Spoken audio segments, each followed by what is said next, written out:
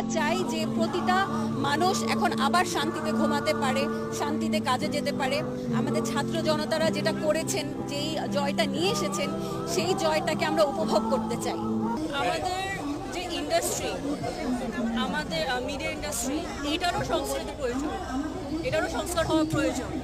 আমরা সেটাতে কাজ করছি, আমরা প্রত্যেকটা সেক্টরে আমরা কাজ করব। আমরা শিল্পীরা আমরা নিউট্রাল, আমরা সবসময় আসলে আমরা আসলে তৈরি হয়েছি। আজকে আমি স্পর্শা তৈরি হয়েছি কারণ দেশের জনগণ আমাকে বানিয়েছে, দেশের জনগণ আমাকে তারকা বানিয়েছে। সো আমার প্রথম দায়বদ্ধতা আমার হচ্ছে কি আমার জনগণের প্রতি।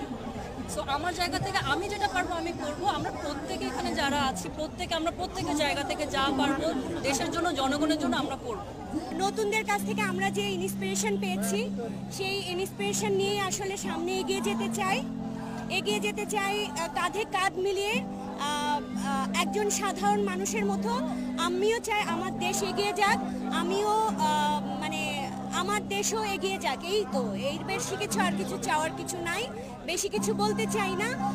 দেশের সাথে আমি নিজেকে চাই, আমরা যারা সংস্কৃতি কর্মী আছি, যারা শিল্পী আছি, সবাই চাই একত্র হয়ে এই ইন্ডাস্ট্রির জন্য কাজ করবে। যেহেতু আজকে আমাদের সব সেক্টরের আর্টিস্ট যারা আছেন, সর্ব সেক্টরের আর্টিস্টদের আজকের এখানে মিলনের যে জায়গাটা তৈরি করা হয়েছে, সেই জায়গায় বলতে চাই যে সবাই আমরা কাঁধে কাঁধ মিলিয়ে আমরা যেন আমাদের মিডিয়ার কাজগুলোকে এগিয়ে নিয়ে যেতে পারি।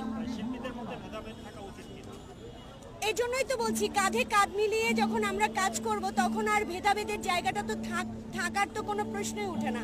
এবং আমি চাই না আসলে থাকুক, আমরা সবাই এক এবং এক হয়ে আসলে দেশের জন্য কিছু করতে চাই। আমি সংস্কৃতি কর্মী, সো আমি এই জায়গা থেকে আমার যতটুকু অবদান আছে আমি চেষ্টা করব সেই জায়গা থেকে কাজ করার। স্বপ্নের বাংলাদেশ দেখতে কি কি প্রতিবন্ধকতা আছে বলে মনে করেন? প্রতিবন্ধকতা সবাই কম বেশি জানে, এখন পর্যন্ত যারা দেখেছে জানে। আমরাও এর বাইরে না, যতটুকু শুনছি জানছি অতটুকুই, এর বাইরে আসলে কোনো কিছু বলতে চাই না। সাবেক প্রধানমন্ত্রী পদত্যাগের পর অনেক তারকাকে খুঁজে পাওয়া যাচ্ছে না, খোঁজ পাওয়া যাচ্ছে না, তাদেরকে নিয়ে আপনারা চিন্তিত কিনা, যেহেতু একই মাধ্যমে কাজ করেন?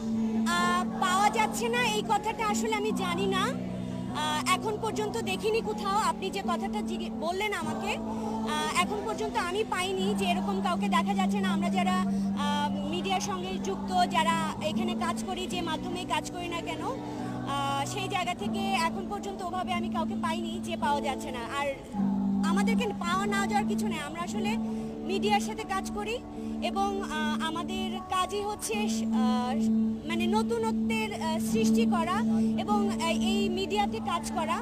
তো সেই জায়গা থেকে বলবো যে ডেফিনেটলি আপনি কাকে খুঁজেছেন না খুঁজেছেন আমি জানি না, হয়তো একটু ভালো করে খুঁজলে আপনিও পেয়ে যাবেন। নতুন যে অন্তর্বর্তীকালীন সরকার আছে বা নতুন যে সরকার গঠন হবে, চলচ্চিত্র অঙ্গনের কোনো পরিবর্তন চান কিনা, স্পেসিফিক কিছু আছে কিনা?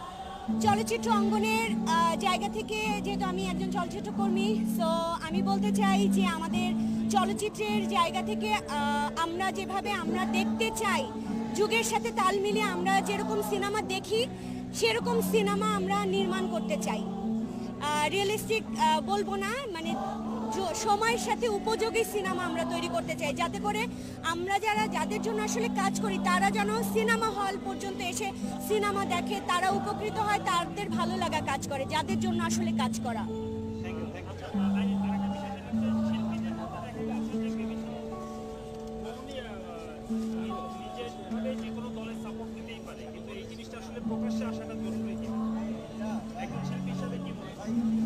আমি শিল্পী হিসেবে মনে করি একজন শিল্পীর জাত, ধর্ম, পলিটিক্স যেটাই বলি না কেন, সবার উপরে আমার কাছে হচ্ছে হিউম্যানিটি, মনুষ্যত্বের জায়গাটা সব থেকে বড়।